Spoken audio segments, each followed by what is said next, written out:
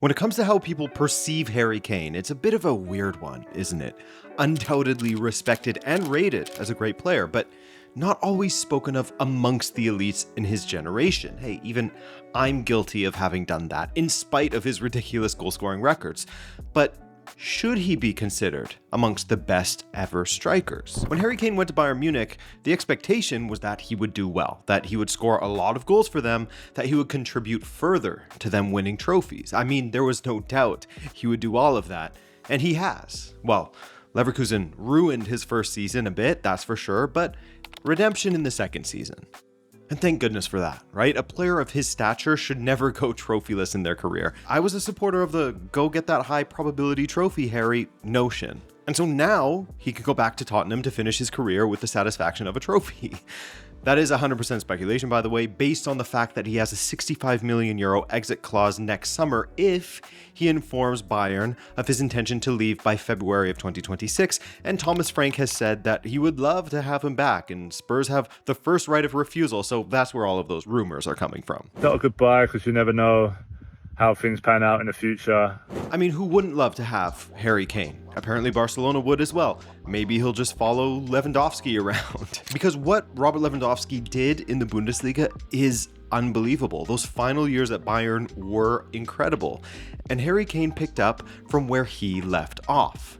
In fact, Kane this season has had to adapt his game due to a key injury at Bayern, Jamal Musiala, and yet he is finding the back of the net all the same and smashing record upon record in the Bundesliga and beyond. I'll be leaving the club today. Obviously a lot of emotions going through me right now, and sad to be leaving a club I've spent nearly 20 years of my life at.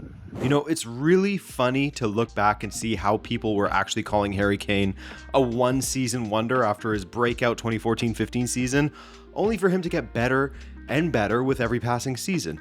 More and more goals until those ankles started breaking down around 2018, holding him back a bit, but he finished on a high in the 2022-23 season.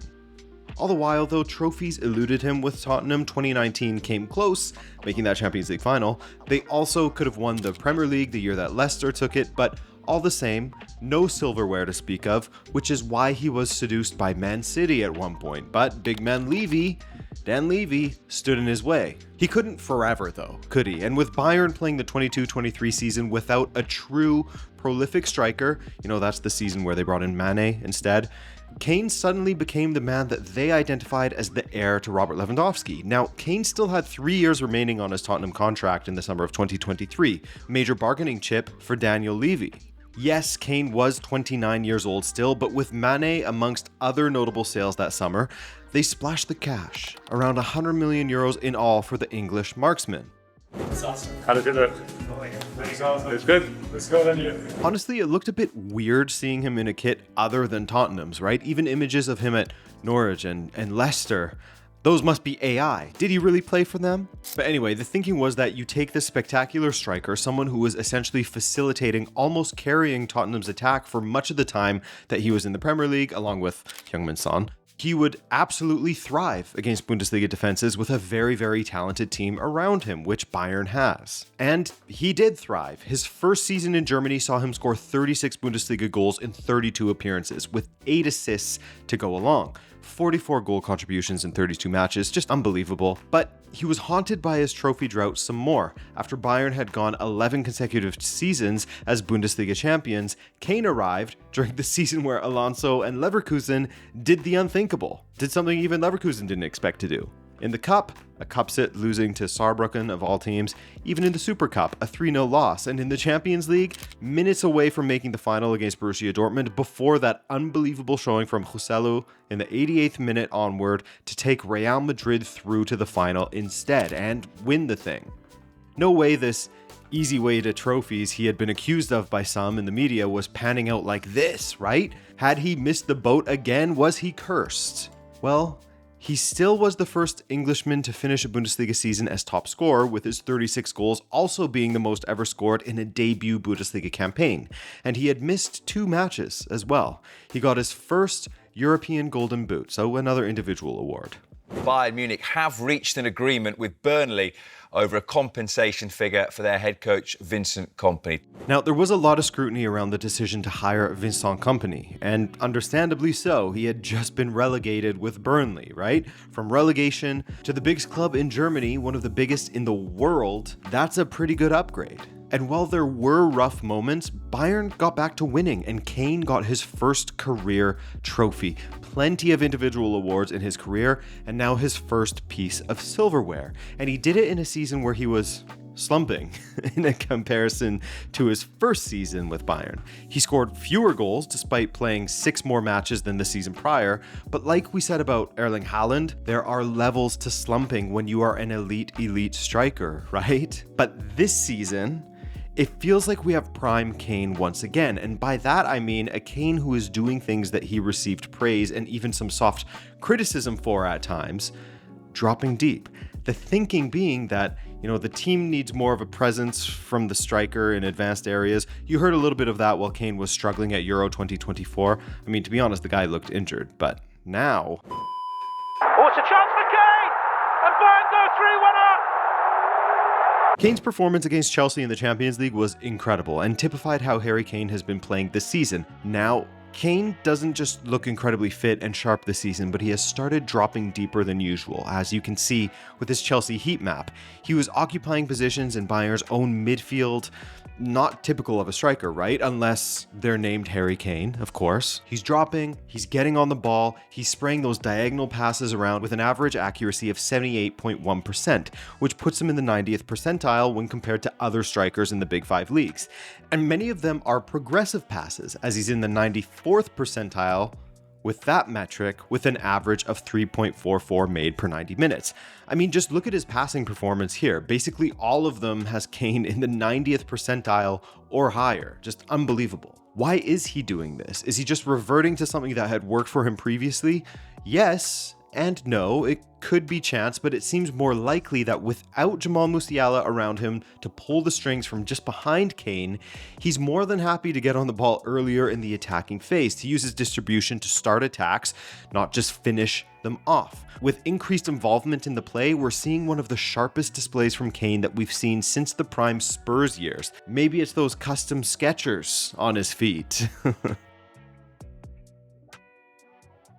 No, he really can't be stopped, as he has scored a goal in every single Bayern match this season, except for one, the match against Augsburg, in which he could only provide 2 assists in that game. Every single other match that Kane has featured in, he has scored a goal. Take the Champions League, for example. That brace against Chelsea, that made him the Englishman with the most goal contributions in Champions League history, overtaking David Beckham's long-standing record of 52. Kane is on 53 now. Following the win over Hoffenheim, only 3 Bundesliga sides had scored more goals than Harry Kane at that time, not counting Bayern, of course.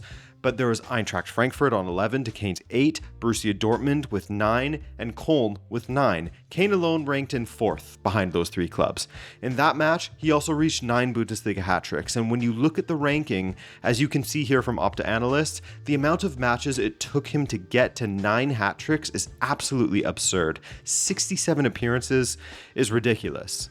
Now, of course, that also took him to 70 goals at the time, becoming the fastest player in Bundesliga history to reach 70 goals from just 68 appearances. Now, it's not a perfect comparison at all, because Kane arrived in the Bundesliga in the prime of his career, but it's another absurd look when you see that it took Lewandowski 239 Bundesliga matches.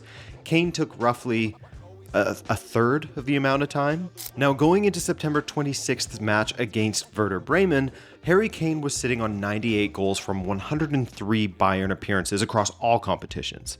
So he just needed a brace in order to take his Bayern Munich goal total up to a century, and in doing so, in his 104th appearance, would break the record. Oh, and not just the Bayern Munich record, but the record for anybody playing in the top 5 leagues in Europe. The record of 100 goals and 105 appearances across all competitions was shared by Cristiano Ronaldo at Real Madrid and Erling Haaland at Manchester City. Solid company to keep, right?